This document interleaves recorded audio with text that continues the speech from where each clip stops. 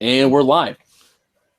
All right. Feels good to be here, man. Once again, welcome to another stream of the Inner Circle podcast. What's crazy is that I'm actually in the hospital right now, but I just couldn't stay away.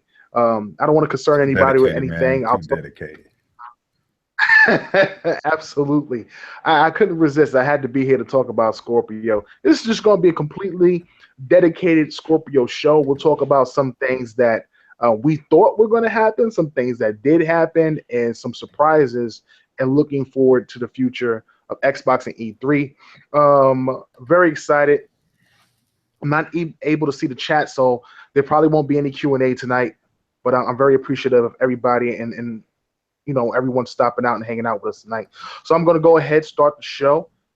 We have a guest with us that I'd like to introduce as well, and hopefully you guys enjoy the stream and you're able to enjoy all the news information that we got today. So here we go. Welcome to the Inner Circle podcast, the premier podcast for Xbox One. I'm your host, KOR X Kal-El, the last son of planet Xbox with B Money 101. What's going on, everybody? And Anchorman V. Hey, everybody. I know I don't got my usual logo, but you get to watch the gold crest and the silver today. And we are the Inner Circle. Today we have with us Dorian. My man Dorian runs the, what is it called? The XMen Mansion on the Facebook group. Is that what it is? Yeah, it's actually the X-Men of the X Mansion. Gotcha. The XMen of the X Mansion on Facebook. It is a large, dedicated Xbox Facebook group. You guys should definitely check it out if you're looking for a place to hang out, talk Xbox, do things right, get some jokes, get some information in a positive way. They got a great group of guys over there. So definitely, if you want to link up with some cool Xbox dudes, head on over to the X Mansion because it's one of the few places that I can really recommend that you should go to. Scorpio came out, man. It was just overwhelming, honestly. A lot of things that I thought were going to happen actually shocked me because they didn't happen. You know, Phil talking about things like they were going to put in the latest technology, and us being at E3 and over here at AMD, I completely assumed that it would be it wouldn't be a Jaguar CPU. You know, I never thought that it would be Vega. It's a possibility it could have been a Polaris. I've always said that, but I've always thought the CPU of all things would be a Ryzen CPU, and that's mainly just because he's talked about the newest technology, and with Jaguar being the bottleneck that it is, I didn't expect it. So after watching today's show and finding out what they've done to this console, you want to talk about doing an operation on a console, getting to the nitty gritty and figuring out every single thing that's wrong with the CPU and unclogging the lanes in order for the CPU to run at maximum potential with no bottlenecks. This is exactly what they did. And what's crazy is that I'm seeing a lot of the PlayStation Pro guys try to compare these two CPUs and say, oh, Xbox also has the same bottleneck, when in fact, the guys at Digital Foundry said, no, it's not at all. It's not even close, because they've literally, with their Pix tool, was able to see everything that holds games back and fix that. So there would be no bottlenecks with the CPU. So there would be no compromises with these games. And because of that, having DX12 on board, on the hardware, this is a big deal. This is a big deal. A lot of things that they showed off, which is super impressive. Talking about games running at 60% efficiency, not even going fully 100% with 4K textures. With 4K textures right out the bat, one of the biggest things that I thought probably wasn't going to be able to happen. And that's mainly because I didn't think that if they were able to do 4K textures, it would really push the hardware. But you're seeing that they're doing 4K textures and not even pushing the hardware, and then to say they want to take those textures and actually push it up to ultra settings of a PC, that's a mic drop moment. It was an absolute mic drop moment. And if you're an Xbox fan, you have got to be giddy. You have got to be dancing in the rain, throwing change, running under the rainbow, looking for that leprechaun, because I'm telling you right now, you are excited for Scorpio. And, it looks like the console is going to be $499, and Anchorman is going to not be playing Prey or Quake. And that's on him, because I told him the console is going to be $499. But if the console, you are setting yourself up for disappointment last summer on PlayStation. I will tell you what's going to happen right now. Microsoft's mantra, Phil Spencer has been saying this over and over and over again: under promise, over deliver. He has been saying expect a premium price, but also expect it to be competitively priced, which he said $500 competitively priced. When you're competing with someone who is a casual PC gamer, I think a lot of people get confused because they're like, is this console trying to get the PC gamer? Absolutely not. If you're a PC gamer, you're not trying to get this console. You're a PC gamer. You've gone, far and above of what Scorpio is trying to do. But if you're a casual guy and you have to pick between $1,000. Oh, cut. There he goes. All right. Yeah. Well, anyway, what he doesn't understand what's going on right now is that Microsoft and Phil Spencer have consistently said under promise, over deliver, and they are making you expect a premium price. And I guarantee what's going to end up happening is they're going to walk in there and they're going to be saying like, "Oh man, premium price," and they already had Digital Foundry throw out a estimate. They said, "Oh, we think it's going to be $499," and just imagine the mic drop moment whenever Microsoft walks out there and they said, "Oh, you thought $499 starting price? $399." Boom. It's a possibility. Definite possibility. I think $399, $449 is probably the mark they're going to hit. I think because I believe they confirmed that the one that they tested had a 1 terabyte hard drive. Mm-hmm. And I think they'll probably offer a 2 terabyte option as well, like they've done with the S. So I could definitely see them hitting that $399 mark, and then the 2 terabyte being $449 or $499, depending on what they do with the controller or whatnot. Will it be a switch, from the standard Xbox One controller? Would it be part of that tech series that they're putting out? Who knows? But if they hit that $399 price mark, that's definitely something that everybody should jump for joy for. I mean, if you can get all of that power and that price, why not? Why wouldn't you go out and go pick that thing up? So, if it is $399, man, I might just buy 2. You know what I mean? One for my bedroom and one for the living room. So, that'd be an excellent price if they can hit that mark. Yeah. What's really surprising to me is this new SoC chip. I don't really understand what they've done, but what they've done was quite remarkable when you think about it.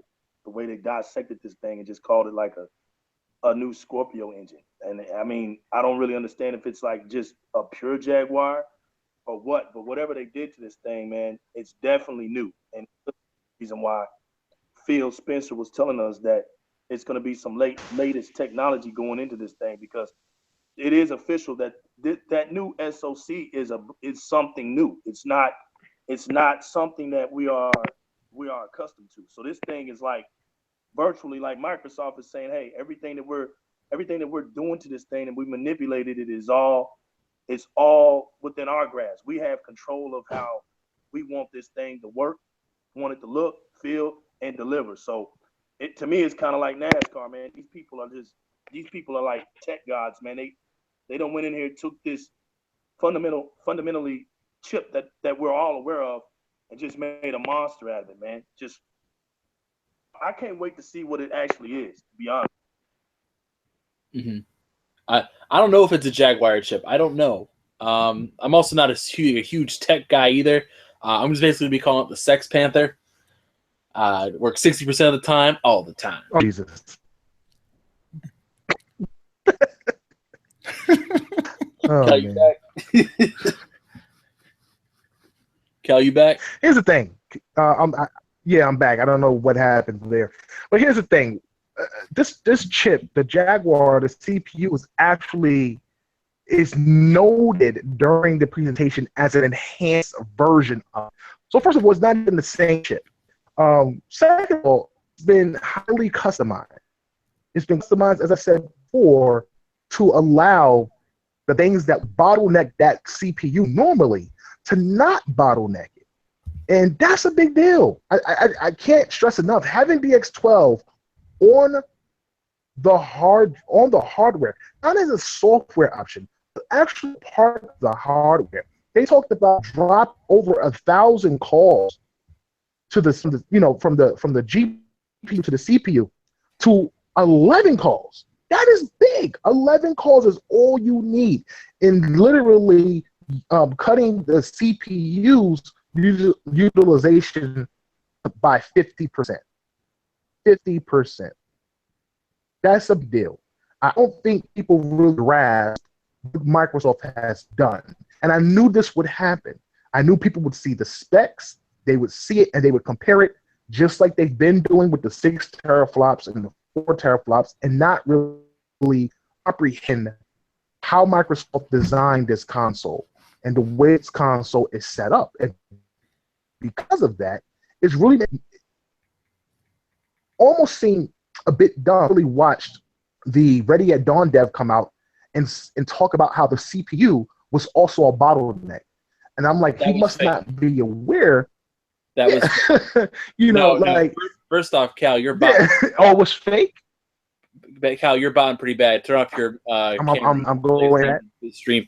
But yeah, that whole thing was fake. There was this story about this. I cannot remember the developer's name from Ready at Dawn. One of the creative directors there.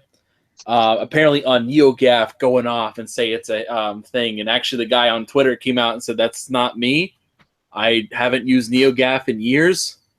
I don't know who this guy is. And the guy just immediately got discredited. He's gone now. So wait, so it wasn't the guy Ready at Dawn? What was it? I don't know. From my understanding, it was done by Gaming Bolt. Gaming Bolt had an interview with this guy at Ready at Dawn. No, that was on NeoGAF.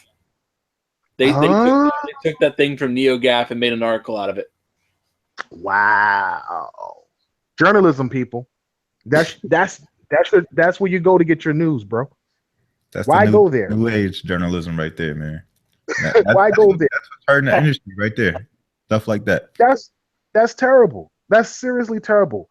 Like, you really, that's a terrible discredit to, first of all, somebody's reputation, because a lot of Xbox fans was flipping out about that, as if, this guy didn't see what the guys at Digital Foundry was talking about. So now you find out that it actually wasn't him, and the other guy got discredited. That's crazy. And that was an article. That article alone could have spread out through who know how many websites before it was too late. Oh, it did. It did. That's crazy. That's crazy. And that's disappointing. That's very disappointing. Yeah. Hey, what do y'all think about Digital Foundry being the one to do this hosting? That's the interesting part, honestly. That was it spurred a lot of conversation about who was in charge. Like, was this like that? What was the rumor I heard from NeoGAF? It was, it wasn't. Microsoft can't be working with Digital Foundry. Digital Foundry must have gotten a dev kit early, and they were going to leak it to the public, and then Microsoft swooped in and then stopped them. Right. In the official kit. Yeah, what I heard. Right. That's what I heard. Right. That's what I heard. Yeah. That's genius. That's another rumor, discredited, but it doesn't matter. That's such an interesting one, because I think we talked about this a couple of days ago. Actually, it was over the weekend, because we heard there was going to be an event, but we weren't sure who to do it necessarily. And we were saying, like, if it goes to a website, you could tell Microsoft's positioning based on who they give it to. If they give it to an IGN or GameSpot, this thing's going to try to be mass marketed. Probably downgrade, or at least bare minimum promises were kept. But if they give this thing a Digital Foundry, the guys who, I wouldn't say Digital Foundry were the people who actively pursue destroying or hurting Xbox or anything like that. I'd say they capitalize on the fanboy wars. Certainly capitalize on it. I don't have a problem with that. I mean, It's business. I wouldn't even say Right. that they did that. I think that a lot of people just kind of took what they said to heart because it was, you know, they were being more factual than anybody else was. And I think, Yeah, but I you mean, know but what I mean? realistically, I still think they were nitpicky. There's some things where it's like it's not to say that it's not something that shouldn't be called out, but it's one thing to call out something that is a issue. It's another thing to just compare something that's so minor that is not noticeable, but you have to draw out it. You have to make it noticeable so people understand. If you're talking about frames, that's one thing. If you're talking about screen resolution, screen tearing, that's a completely different thing. But when you Big point deal. out little things that you just don't see, I don't see how it happened. I don't see the big deal of it. So you don't think they're going to do that when the Scorpio comes out with the Pro? I think they are, and I don't think they should. Honestly, I don't think they should. I think what they should do is obviously talk about the major differences of what makes this game better or why it runs better. But I think that if there's something where if you're walking by and a PS4 Pro, let's say for example you're playing something like Watch Dogs and you go into a room and in the room there's baseball caps on a shelf, and two baseball caps aren't on the shelf. There's baseball caps on Scorpio, but there's no baseball caps on PS4 Pro. I don't really see what the point of that is. Like, why is that such a big deal? See, It's not really pertaining to the actual game, and that's happened before. It's the whole "there's more grass here than it is here" type situation. See, I would think if it was something where like the textures were like actually a higher quality, like using your hat analogy one, like let's say you're walking in, like you're Watch Dogs 2 and you're walking into one of the stores and you see like some hats on there, like on the Pro version or like the PS4 or something like that, or the regular or the Xbox One. You look at you try to like zoom in or get as close to them to see like the graphics on there, like just see like what's the vinyl print on it. And you can't really see it because it's like a muddy 1080p, 720p just washed out texture. Was it? Yeah. Just like a washed out texture. Yeah. Yeah, like just some really muddy texture. But like on the Scorpio version, it's like it's clear. You can read it. Like that would be an immersion thing. I think would be a big difference to me. They did that to Metal Gear when they showed the first Metal Gear, the demo, the $20 demo, and they talked about how there was an area where you couldn't read the words on the sign because it was in 720p. It was very muddied out. Whereas the game was, I think, 1080 or 9. Was it 1080? It was 1080 on PS4, and you could read the sign. You could pretty much make out what the sign was. And I'm not saying that that's not something that's cool. I just don't know if it's that important, especially the gameplay. Right, it didn't impact the gameplay. That's my whole point. I think that if you're going to do that, because people will use that as ammo, and it can really damage a sale of a game, and people will use it. People are petty. You know what I'm saying? Yeah, people are petty, bro. Because it's not like it used to be, man. I remember when it's funny that you're talking about the signs and things, because I remember back what was the days of Grand Theft Auto 3 and San Andreas, when Sony had that stuff on lock. I mean, the PlayStation 2 had all those exclusive games on lock. And all of a sudden, for years, maybe what was about, three and a half, maybe 4 years, once the Xbox got a hold of it. And it's different because then when you looked at those two versions, you saw what was actually on the signs, the streets. You saw the actual markings on the streets. You saw the cracks. You saw things that you normally didn't see on the PlayStation 2 version. In that regards, that was a big deal when that happened. But like nowadays, we're so advanced from that. The gaming style and graphics have evolved so great that we're making big deals out of shadow comparisons because it's really not that serious anymore.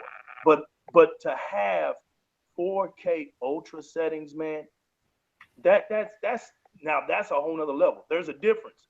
You go back and you look at those, you know there's a difference because when you go back and you go about 6-7 years back when it was just normal 4K TVs, if anybody still has like those normal 4K TVs, you look at UHD TVs from those normal 4 HD TVs, there's a big difference. Now you're telling me that you got these high gamut HDR 4K ultra setting TVs. It's way more of a big difference. So for the fact that Microsoft went ahead and skipped the level, they could have easily just went 4K high definition. That they could have easily did that. But the fact that they invested in something that they know that it's still in early stages, man, they can sit here and evolve with this stuff for the next 3 years, 4 years, and master it. Really master it. I mean, who knows, man? We may get another console. We may not. But if they make this live an actual streaming app, think about it, y'all. If they connect this, because Sony already did it with Samsung. They put that PlayStation Now on that Samsung where you can it's like Netflix. Think about that, sir. Not anymore. Yeah, I mean, PS Now was cool, but again, you think about the bandwidth issue, and that's one of the things that a lot of the PlayStation fans complain about. I kind of like right now, at least for right now, I do like Microsoft's model, though you do need the hard drive space to compensate for downloading the games that they allow you to download. But again, I think that, let's say in 10 years or even less time than that, because I do think Sony will perfect PS Now and the bandwidth thing. And 5 years from now, 10 years from now, worldwide bandwidth will be capable of running games, on minimum megabytes. Megabits per second. So it's just a thing where whether Sony is able to advance their technology on the Gaikai side fast enough. Like again, I said this on Super Podshots. People want Sony to get rid of Gaikai. That's not going to happen. They've invested way too much money into Gaikai just to dump it. They're going to work that thing to the bone until it just becomes something that they just can no longer maintain, and they sell it or they drop it and just take a loss. And Sony really can't afford to take a loss. Right. What's their big gripe about it? They wasn't complaining when this thing was for free. Well, it's just the simple fact that a lot of people feel like there's a lot of input lag. The resolution isn't maxed out or isn't as high as it should be. I think they just recently got the frames from 30 to 60. So I don't know. And then you have games like Horizon Zero Dawn, and you have games like Uncharted. And at some point, those games will eventually hit PS Now, and you may not get the same quality that you would get in comparison to purchasing a PS4 or a PS4 Pro. So I think I get that regard. But if you're a PC gamer, and more likely you're going to have that bandwidth. You're going to have it. You're going to have that 100, 300 download speed, and you're going to have the bandwidth on upload speed to handle that. So it wouldn't really be a big deal. But the great thing about that is that you don't even have to have a rig to run these games, because these games are coming from a server from Gaikai and coming off of those PlayStation 4 type servers, emulating this stuff and sending it through the internet. So as long as you have good internet, it doesn't matter what type of rig you're playing it on, as long as you have internet is coming through and you'll be able to play the games through the PS Now service. So that's why that's kind of appealing, but you just got to make sure that you don't have like a cap on your internet, or you have poor internet. And if you have poor bandwidth, then yeah, it's not going to work as good as you would like it to work. And I heard like the minimum is like really get a really good game is like 50. Not even like 25. They have like a perfect game is like 50 megs. So that's pretty crazy. But anyway, moving back to Scorpio, because this show is about Scorpio. Absolutely. No, I'm impressed with the stuff that they had. Let's talk about Forza for a minute. Okay. And just simply because Forza was the game they decided to show it off with, which I don't think any of us here was particularly surprised about. Having Forza of all the games to show it off. But let's think about it. It was 4K 60, which is something that I think we were the ones who broke that story, actually, about the claim of 4K 60 FPS being possible in Scorpio. That was with Albert Pinello. And here it is. Yeah, I mean, and Forza, of course, is going to look amazing. It's going to be the showcase game, I think, you know, with the 4K textures and be able to run it at 60 frames per second out the gate. So once I saw that, I knew it was going to be worth the purchase. I'm trying to actually pull up the picture of the side-by-side comparison because a lot of people have been it's like, retweeting it. holy crap, night and day difference. Yeah, Like, it's insane the way that the game looks, and that was Forza 6, I believe, that they actually ported over. Yeah, Brandon. So once they put Forza 7 or whatever the next Forza game is going to be out, that actually, you know, has everything ready to go and kind of built for Scorpio, that game would be amazing. So I can't wait to see, you know, what they showcase at E3. Yeah, I don't even know. Like, with Microsoft, they generally have two types of games. One's going to be the showcase, like how beautiful can you make something look, how realistic, and then the other one is like the workhorse, and I think that's going to be Crackdown this year. Yeah, I think that one's like, how many computational things can we throw in this game? Yeah, and that's just going to be crazy. Yeah, the different particle effects and lighting that you'll see and Crackdown, especially with the run on Scorpio, that'll be something amazing. You know, they tweeted out a picture, I think it was yesterday or the day before. You know, they had the Crackdown 3 image, and it looked like the city was kind of burning or like, you know, buildings was blowing up. So the different lighting effects and particle effects you'll see in that game will be something pretty spectacular on Scorpio, I think. Yeah, what I was really impressed with Forza in particular was the thought of them working on Forza 7. And just thinking about that was just absolutely impressive. I really thought that them not utilizing the amount of GPU power and it being like literally having only 2/3 of the power being used was really, really awesome. I just really look forward to what they do with Forza 7, man. I can't stress enough that I think that Scorpio is just a console that is just more than what we all expected it to be. Spec-wise, people are surprised because the GPU and the CPUs aren't the same, but overall, it just seems like it does so much more than we all ever expected. And because of that, I'm just flabbergasted at what they're going to do game-wise. And people keep talking about there's no games, and I'm sitting up here saying, listen, it's only a few months away, only 10 weeks, and we'll see what happens. So glad you said that. You know, also that customization, man, that's what's really bugging me, but I understand it.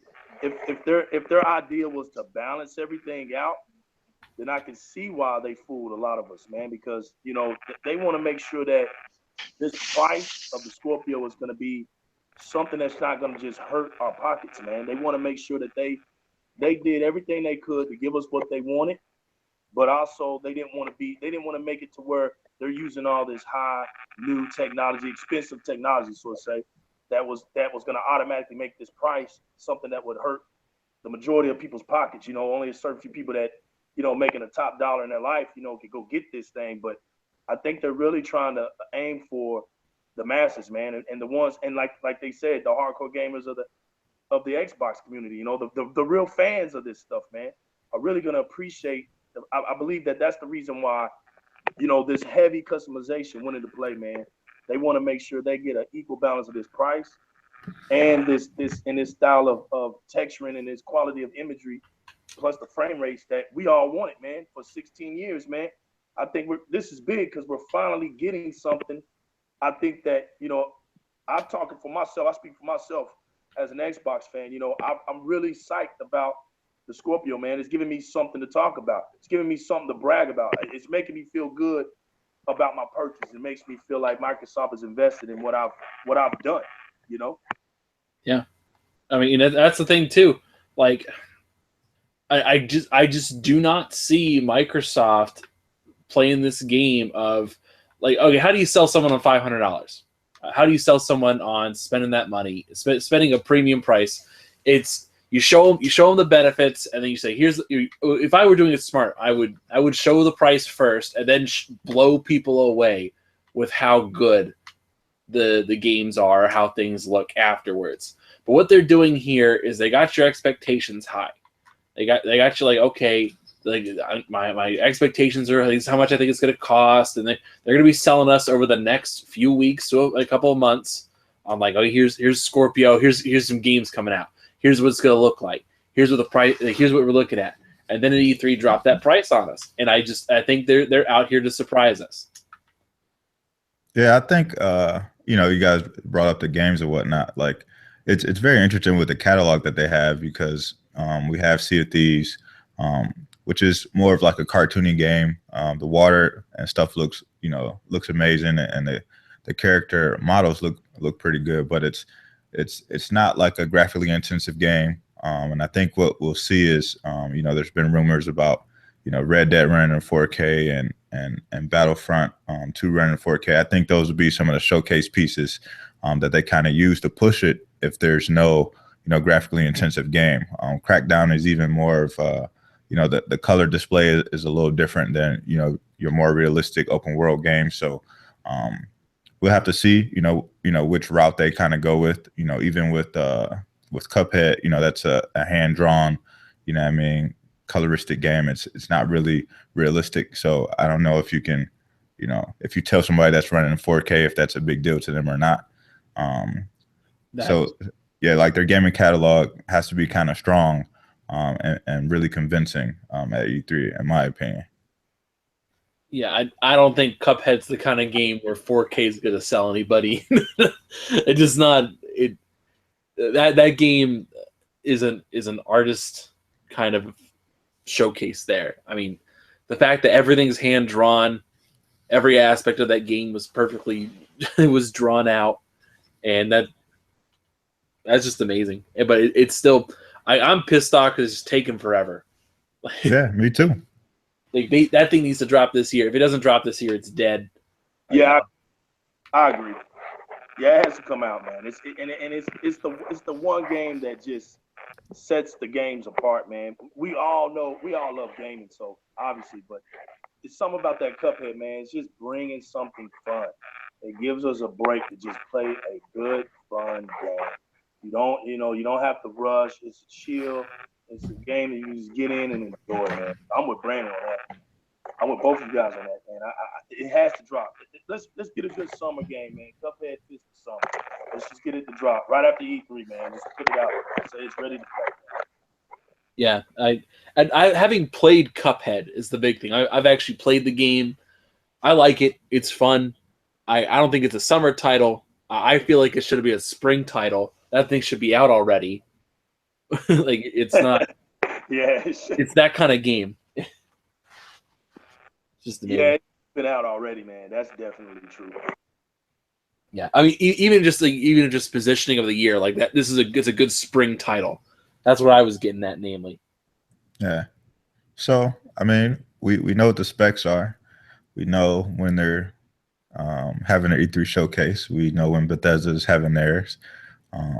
So some people have kind of laid out the map of what's happening the week of E3. So, I mean, what do you guys expect now that we kind of know the specs of the console? Now, this is where it's getting interesting with Microsoft in particular because they have to prove a lot now. Now that the specs are out there, that was the big thing people were wondering about. Things people didn't want to see or hear at E3 because it was good. We were afraid it was going to take a lot of time up. We didn't want to hear this technical jargon. It's like, like it's just now we know that's gone, which is great because now we could focus on like you do the price, say what's available.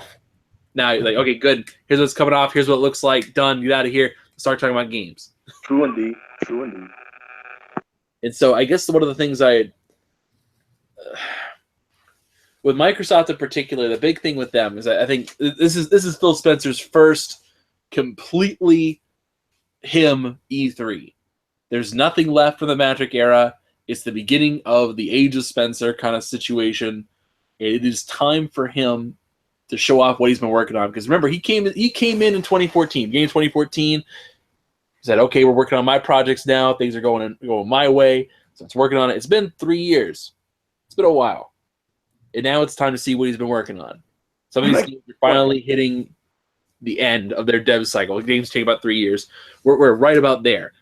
And so it's feasible for a couple surprise games to come out. And so I think a lot of it's going to be building up the old IP, building up the IP that existed in the past that hasn't gotten a fair shake, bringing it back.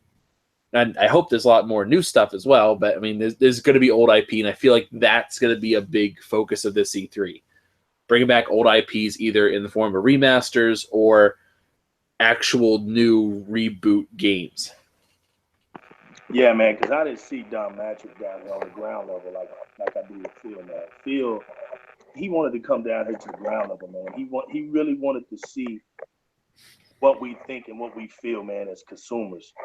And I think that he's aiming to be that movement of what we want, man. You think about it, man. Like, you're right, when he came in, the feedback, he wanted that.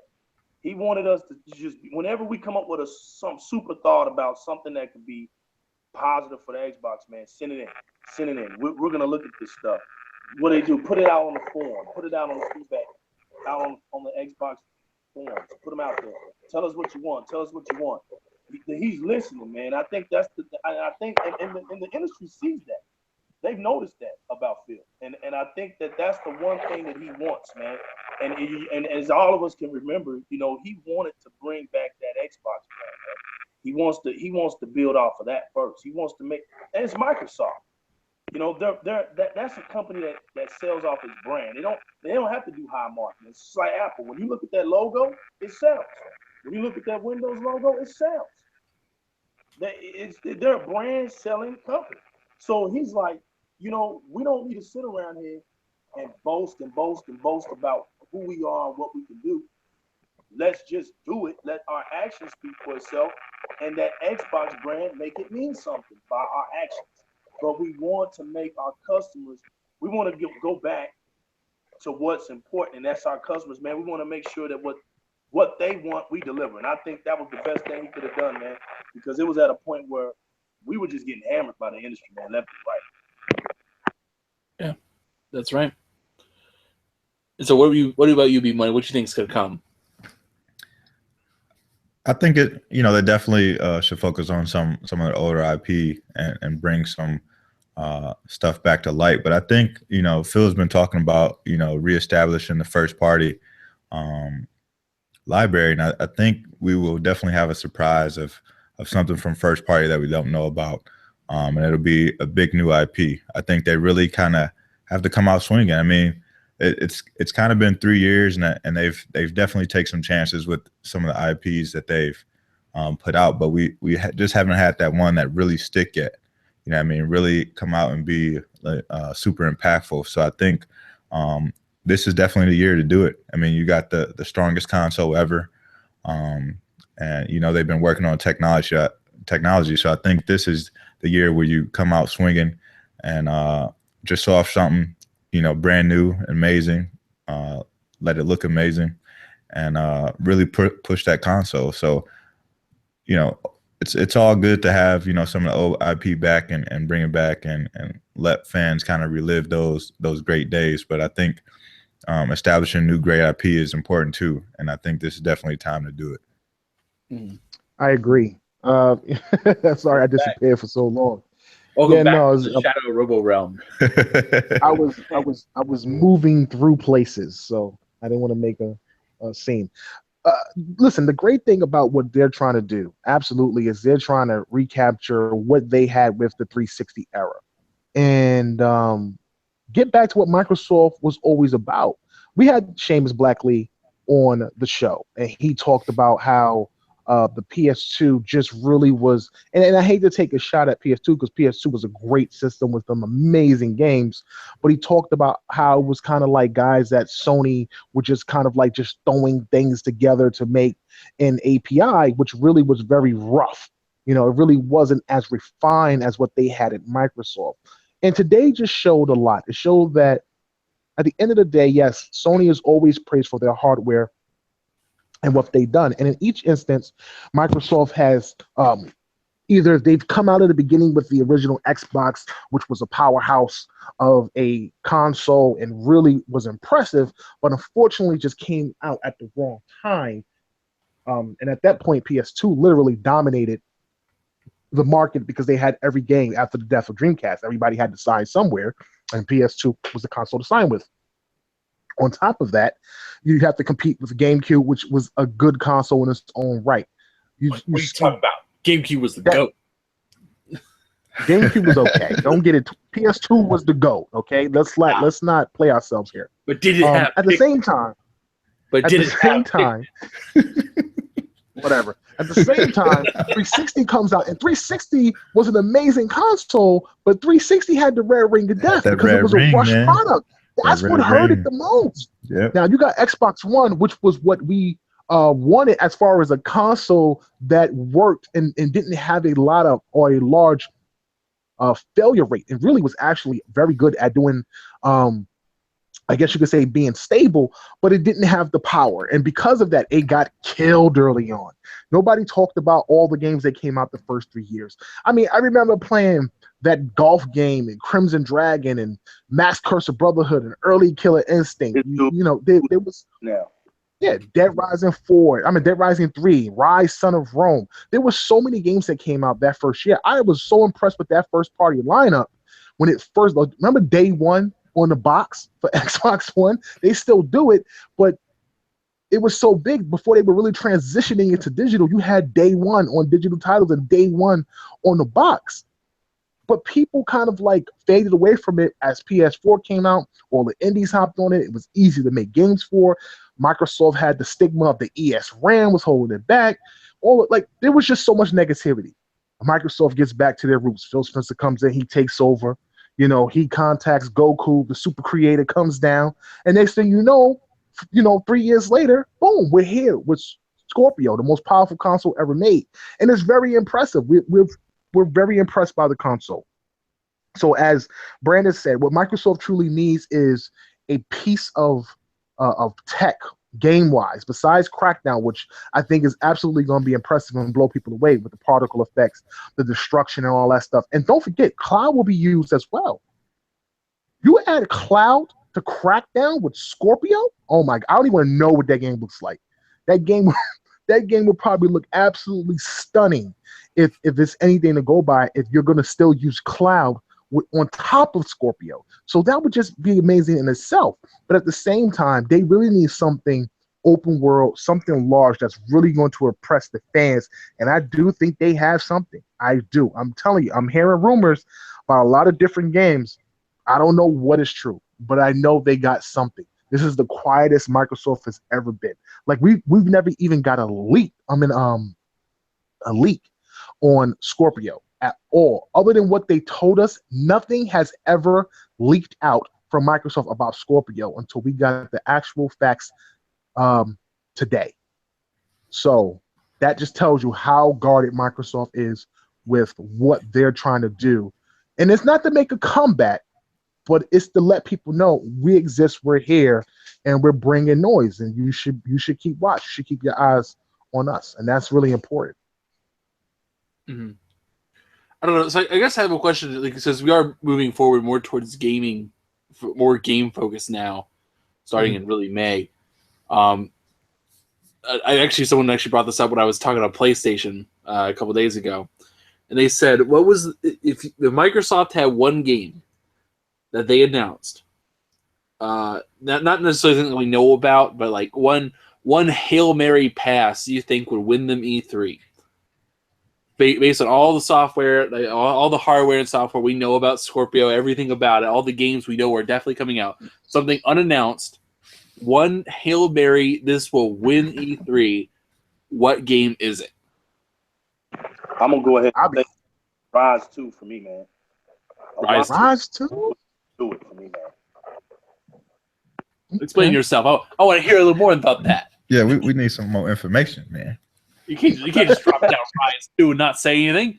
Yeah, I'm just saying, man. I think that would be the game that would really propel this whole Scorpio, I'm sorry, because of the fact of Rise, the first one was already a beautiful graphical game, man. And let's not take it for granted. You're looking at everything that came with the Xbox One was basically utilized in that game, from your connect to voice commands to your fighting sequences with your buttons, the button control fighting sequences.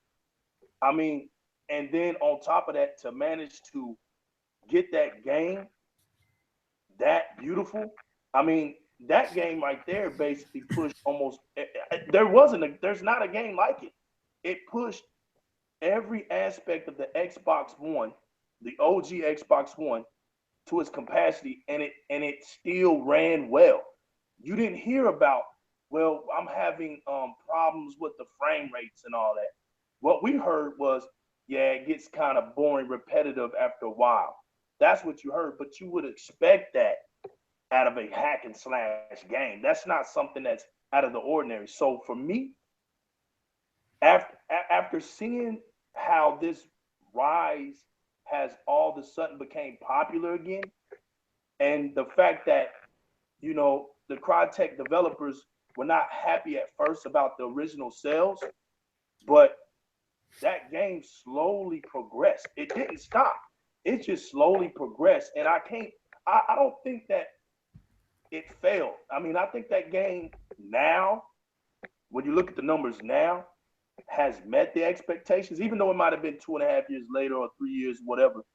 But it's not like that was a debut game. Let's talk about that. That was a debut game. What debut game off of any console looked better than that? So I'm looking at the fact that the whole issue was we want to see more Xbox One sell, right? Well, the S proved that. It proved that last year. It for half of the 2006 year, it sold its butt off.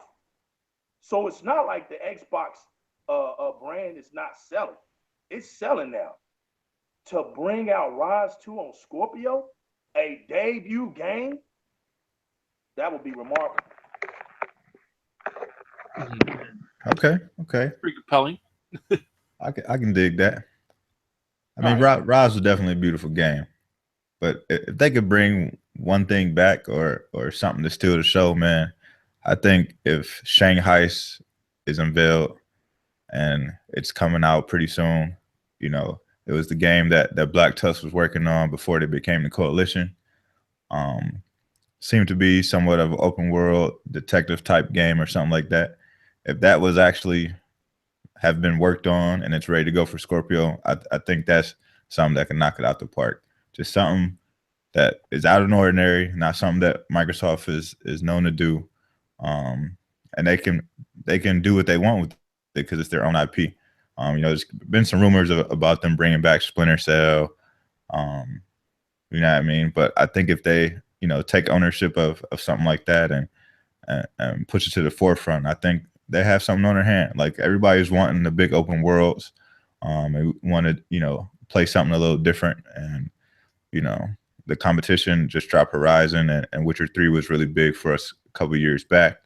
And Fable kind of, you know, went to the wayside. So I think if, you know, they go to open world direction, but, you know, give it something a little different, I think they could have some success with that. Yeah, that wouldn't be bad. I think the reason why I said Rise 2, I also left this one out. I think the main reason, the way I was thinking was, I'm really wanting to see Microsoft match up. You know how it used to be a good matchup games. You know, like one would make a game, it'd be similar but different. I'm looking at Sony. We all know God of War is a good franchise game for Sony. I was looking at Rise as to be something to match it. You know, Right. You get what I'm saying. Right. That way you have a strong competitiveness, and people can because what you want to do, man, you know you got your hardcore base, but we know that both companies love to lure the other fan base over. So we got to do something to get these guys on this left side of this gaming industry to come on over. If they could come on over and experience some of these games that they wouldn't likely play, but if they get a chance to play it, they might like it. They might buy an Xbox One. That's what it's about, man. We know that's what it's about. But I agree with you, man. The strongest point about Microsoft is making original games on their own, and I think that's the key, man. That Xbox only little box logo on the side of bottom of them Xbox games used to mean something, man. I think they need to get back to that because that's what made Xbox great, in my opinion. Yeah, I mean, the reason I brought up the Shanghai thing is because don't you know when the generation started and everybody, you know, they had showed off Watch Dogs and it like the game like looked amazing, and then when it came out, it wasn't the game that they showed us. Like this is the time where like Microsoft could basically do like Watch Dogs, show us an amazing game and actually deliver on it. You know what I mean? Like That's true. so. I would love for Shanghai to come out. Like I still pray that game will come out. I think there's one game that would be like the drop down, like it's over kind of thing. It's the one game I think that people have this nostalgia feel for that has been ignored. It would signify a return for a studio that even today is still kind of ignored, even though they're in the limelight, but they're still largely ignored. That would be Banjo 3. It would be a huge moment for Rare, and that would be a signify that we're back. Like, yeah, they had Sea of Thieves, but it's not a sequel to anything. It's not a known franchise. But Banjo 3 would be a huge moment people would be flipping out about. And especially because Yooka-Laylee apparently seems kind of disappointing, at least based on reviews. I got to play it for myself to really determine if that's the case. Comes out next week. But from what I gather, it's like, it's okay. But for someone to actually make a next-gen 3D platformer would be huge. Something that we haven't really done before. We've done it in the past. We just don't do it as often. Right. I don't know if platformers will do it, but it would be an amazing nostalgia factor. Absolutely. Shanghai will absolutely be amazing if it because it's a revival. It's something that we wanted. It was new. It was different. We didn't initially get it. So now that we may get it, I think that'd be big too. Rise is definitely something that I can see would be an amazing graphical showcase. I don't know if any of those games though would be able to make people really turn heads. I just think Microsoft needs something new and big. They need their next Halo, their next Gears of War title, their next Forza. And honestly, I can't think of any game like that. At least any game in their studio. The only game I can think of which isn't theirs is sorry about that. Which isn't theirs is KOTOR, and that's because KOTOR is such a. First of all, you're talking about Star Wars, and obviously it's my favorite game, and I always harp to KOTOR, but at the same time, it's just one of those games that we've never got a real iteration of it in I don't know how many years since 2000. When did the KOTOR come out? Like 2006? I mean, like 2003 or 2004, something like that on the OG Xbox. I can't think of any game that Microsoft has right now without including their own big three. Because Fable was never the franchise that turned heads. It wasn't, and that's why I keep stressing to people, Fable need to be rebooted, and everybody's like, no, Fable needs to stay the same. Fable don't sell, like it doesn't. You know what I'm saying? It's not one of those games. Yeah, it's good. Don't get me wrong, but it's like it's your B tier game. You know what I'm saying? Like it really is your B tier game, and to me, in order for that to really be something major and something that can be revived, they need to try to focus on something big, something AAA. It doesn't have to be open world, but it has to be a major story with major writing and major detail and lore. And KOTOR is the only thing I can think of because it plays a nostalgia factor. You have the particle effects of Star Wars. You can have a new character. You can bring back old characters. And if you're an OG Xbox fan and you've played Xbox since day one and 360, and now you got Scorpio, you would be able to understand what's happening in that world, in that universe. So you look at something like 1313, graphically how impressive 1313 was when we first saw it, and imagine that now being on Scorpio. Could you imagine? What if Microsoft got 1313 as an exclusive? And that's supposed to be a dead thing. But Amy Hennig is working on some type of, and that could be a major factor. Now, I'm not saying that's what it is. I'm not saying they got it. I'm just saying that it's a possibility. Like that, I think that may be one of the few things that can really make fans say, wow, they got that. And graphically to show off Scorpio would be huge. Would be huge. So I can't think of anything off the top of my head, but that would definitely be big. Mm-hmm. Yeah. I mean, that's definitely strong. I don't know if I would go with something that you couldn't lock down, you know what I mean, for the future as like one of your showcase pieces, you know what I mean, out the gate. But, you know, ain't nothing wrong with that if they could get it. Yeah. I guess if I have one more thing I think would be big, and I've said this numerous times before, I don't think Bethesda's making an exclusive game. I don't think they are. I don't think they're not like they're taking something and making it exclusive. Like they're not going to do Elder Scrolls 6 is not going to be exclusive all of a sudden. It's nothing like that. No, that'd be suicide. No, that ain't happening. But it could be something where it was, where Microsoft approaches them with something else.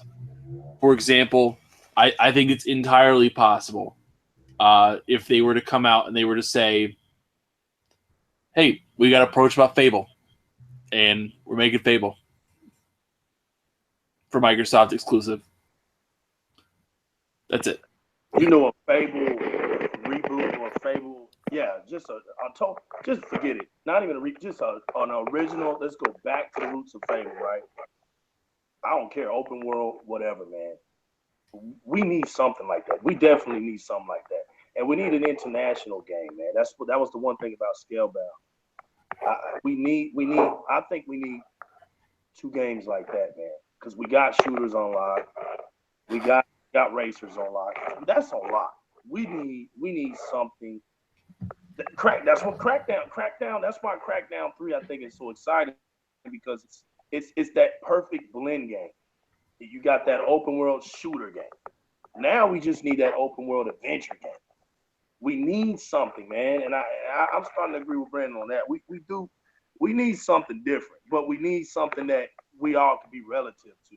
You know, not too different where we're just all completely lost about it, but just something. And a Fable, to bring back a Fable would be big, man.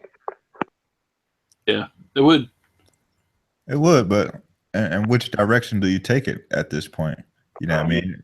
Because I don't think you can take it too far from the original game and not kind of offend the people who are, you know, diehard Fable fans.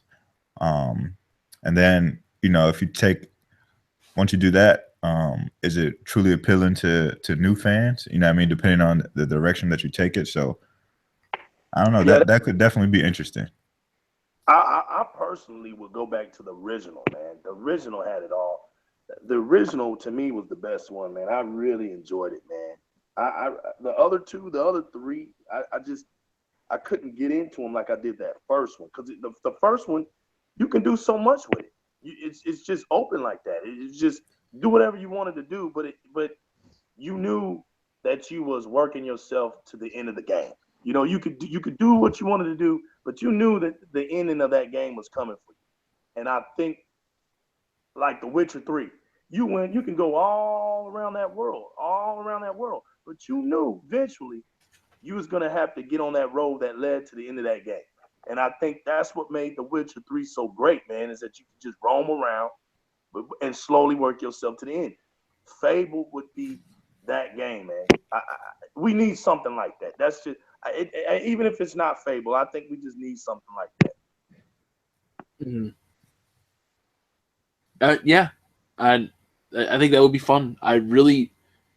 It's such an interesting predicament that Xbox is in, and I don't know where everything's going to go in the future, but I'm excited, and it's been a long time since I've been legitimately excited, like giddy, like counting down days, like it feels great. I also find it very interesting that they moved their E3 spot, where they typically set up at the convention center, to where all the third parties are. Yeah. You know what I mean? Yeah. So I imagine, that they have the Scorpio set up and they will have a lot of third party games running on them. You know what I mean? I thought that was very interesting. Could be something. I Yeah, thought that could be very something. interesting. One of the things that a lot of people talked about was how Battlefield 2 and Red Dead Redemption 2 and not Battlefield, I'm sorry, Battlefront 2, Red Dead Redemption 2, Destiny 2 were going to be in 4K on Scorpio. And I talked about how that doesn't make sense because, don't get me wrong, not that it wouldn't be in 4K, but just because of the simple fact that it would not be on their stage. However, on the floor, it's completely different. Now, most of the time when you do a game, it's on the floor in that person's, whoever's marketing it, area. But if Microsoft is able to somehow around the third parties, and you can go to a third party section and they can have a Scorpio kiosk running.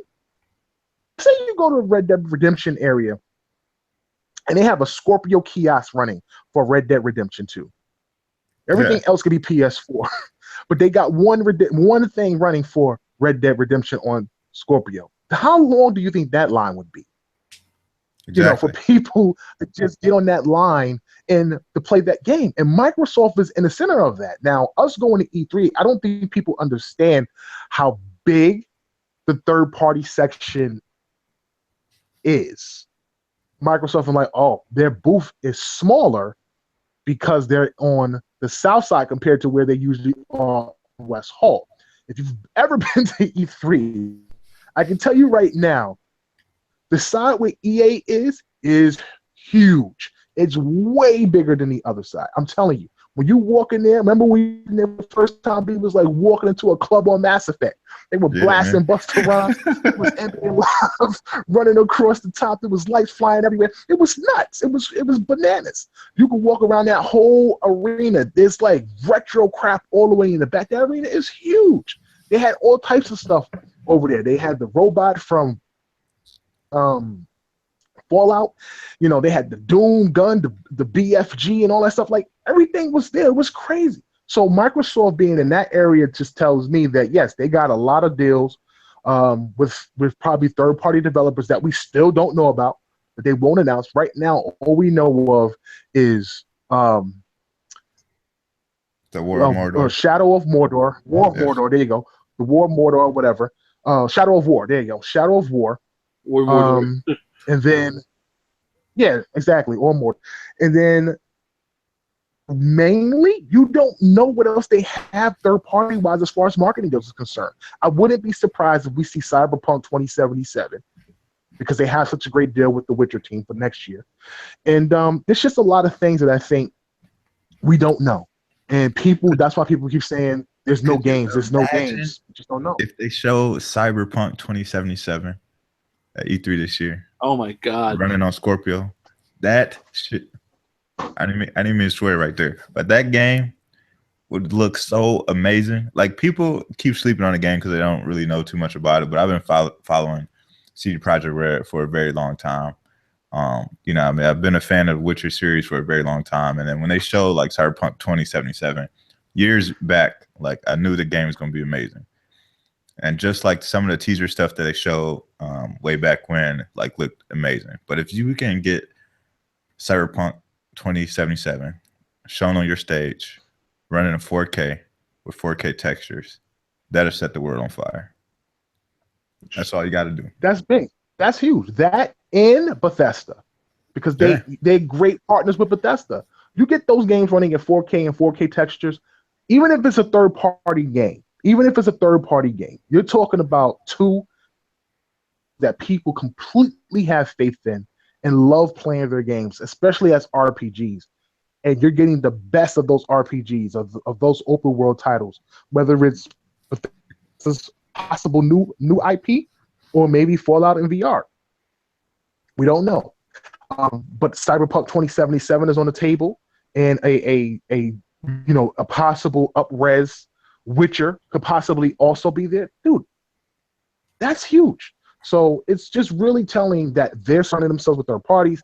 They're talking about trying to get the devs back. That was one of the key things that they talked about at Eurogamer. Why build this console? It's because they know they lost a lot of developers' faith with the Xbox One because it just wasn't ideal in comparison to the PS4.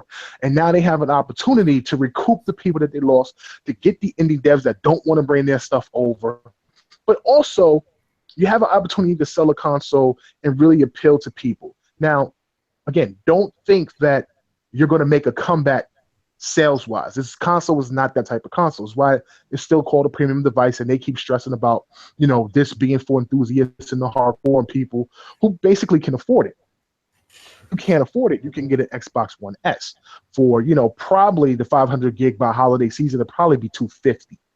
That's what I think. I think it'll be $250 for the 500 gig, $300 for the 1 terabyte, and then $350 for the 2 terabyte, and then $500 for the Xbox One Scorpio, whatever it's going to be called.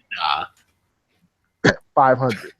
So, so with that being said, you have your tiered consoles, and you're able to pick up a Scorpio, which I think Phil Spencer also stated Scorpio will be tiered. So you'll probably get that in different iterations. Now, I don't see them doing a 500 gigabyte hard drive.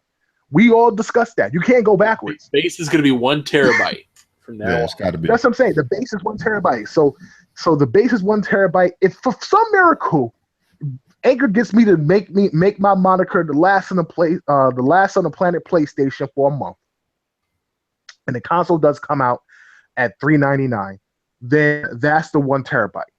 Yeah. And then you would go up from there probably to either 450, 500, or 500 to 600, depending on how many terabytes they jump per. And this hard drive I'm hearing is actually much faster than the Xbox One S and the Xbox One hard drive. It's not an SSD. They didn't say anything about SSD, but they did say it was some type of super fast hard drive, which I have no idea what that is. What I find very interesting though is that we kind of figured that the base is going to be the 1 terabyte hard drive. I thought it was very interesting to go that route, especially with the 4K DVR.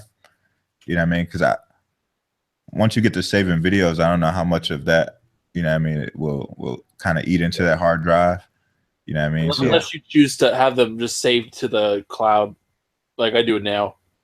Right. Like that's what I do for my my clips whenever I record. I just use them to save to Xbox Live instead of my Xbox. Oh, okay. Gotcha. Save space. Oh, I even go to the OneDrive. I put them in there. Yeah, OneDrive as well. You have options. OneDrive, they give you a lot of space on OneDrive too. Like, I don't know, like how many gigs, but I think I got all the way up to like 12 gigs worth of free OneDrive space at some point. Yeah, it's nuts. How much free cloud space they give you. But yeah, listen, Scorpio has an opportunity to turn some heads. It clearly is the thing that Microsoft needed as far as the morale. We talked about this on Tick before. Microsoft, when Scalebound came out and we knew that Scalebound was gone, it was gut-wrenching for Xbox. Fable being canceled, the losing of studios, it was a low point for a lot of Xbox fans. And a lot of Xbox fans admitted it. It was brutal. Some people didn't want to admit it. They felt like they were going to be okay. And I knew they weren't. I knew they weren't. I knew they were just as upset, but they were holding it in. But at the end of the day, we all asked, we was like, Phil, you got to drop something. You cannot say nothing over the next 6 months. That can't happen, because you're talking about telling people we got nothing for you. We got 2 Xbox games from a console that came out in 2001. That's what we got for the next 6 months. You can't do that. So announcing Scorpio not only puts that out there for everybody to talk about for the next 2 months, because that's exactly what's going to happen. What can run it? Can it get this game to 4K? No, it can't. Is it better? Yes, it is. Is it not better? This is what people are going to talk about for the next 2. Nobody gives a damn. At least not the journalists. Everybody's going to try to flip and rip or praise and blow up Scorpio as much as they can over the next 2 months. games won't be a blip. I'm telling you, this is how it's going to be. It'll be talked about for a very long time until the game comes out and we actually see the actual console and get a price. And then once that happens and we see some games, we're back in the game and people can finally be quiet. Again, I just don't know if Microsoft will have enough piece to release at the end of the holiday season on top of what. Yeah. Yeah, I think it's it now. All right. Yeah, something happened. Yeah, man. He's 10 now. Anyway, guys, we got to wrap things up here. We got a place to be. We got things to talk about. We got family to see before we retire entirely with these Scorpios. Never see each other again. But yeah, just real quick, I want to say thank you so much for coming on the show, Dorian. I appreciate it. It was a lot of fun having you on here. Good perspectives on stuff. Really appreciate it, man. I appreciate y'all, man. I appreciate y'all for having me, for even considering me, man. I appreciate you guys. It's an honor, man. It's an honor. It's my very first one, so it's to be with you guys, man. That's my apex. I hit my goal, man. So I appreciate it. All right, no doubt, man. Appreciate you coming through. Thanks, Brandon. Hey, I also want to send a shout out, man, to my marvelous crew out there, man, on Facebook. Xbox and Windows 10 presents the XMen of the XMen Mansion, man. Those guys, man, I couldn't have done this without you guys, man. And I told you guys, I remember y'all, man, because y'all remember me all the time. You guys pushed me, man. So I really want to give a shout out from that, man, because we built that thing from the ground up, man. And we really want to, just like you guys, man, keep it positive and keep it Xbox. And we see too much negativity, man. And that was our thing, man. We wanted to build a home where Xbox fans can come in and, man, and just talk Xbox, man, and don't have to worry about all that stress and negativity, man. So we're gonna keep it moving, man, and I appreciate you guys for the last time. All right, man. Thank you very much. All right, let's do our outro since Cal's not here. I guess I'll take over. It's been in the episode 49 of Tick Podcast. We're coming up on episode 50, guys. We're almost there. We gotta do something for episode 50. Yeah, we gotta celebrate, man. Oh man, we gotta do something special, like a giveaway or something. I don't know. Anyway, guys, we'll figure it out. But this has been. Oh, there he is. Maybe it's just not time to do the outro. I was about to do a multiverse outro. It's like, damn it, what are we saying again? Man, I like, and that's terrible. All right, yeah, right over there, man. Outro's here. What's our outro thing again? Listen, it's the end of the show. I want to thank everybody for stopping out. I greatly appreciate the support over here at Tick Podcast. Fix my fix. And there he goes. All right, guys. So we're gonna wrap things up. This has been Kal-El, your last son of Planet Xbox for not much longer. It was B-Money 101. Yo, we out of here, man. Appreciate everybody coming through the chat. And we'll see. Are we going back to back, man? What are we doing? Are we doing this thing every week, every other week? Whatever. Whenever it is, you know what I mean? Come check us out. We'll be here. Tick Podcast, man. And Anchorman V. Hey, everybody. Thanks for showing up. I really appreciate you guys showing up. It's been a really good show. Continue being excited for Scorpio. I'm on Twitter, Anchorman V2, Xbox, PlayStation, whatever, all the same thing. Scorpio. Scorpio. And we are out of here. We are off this planet. Peace. Peace.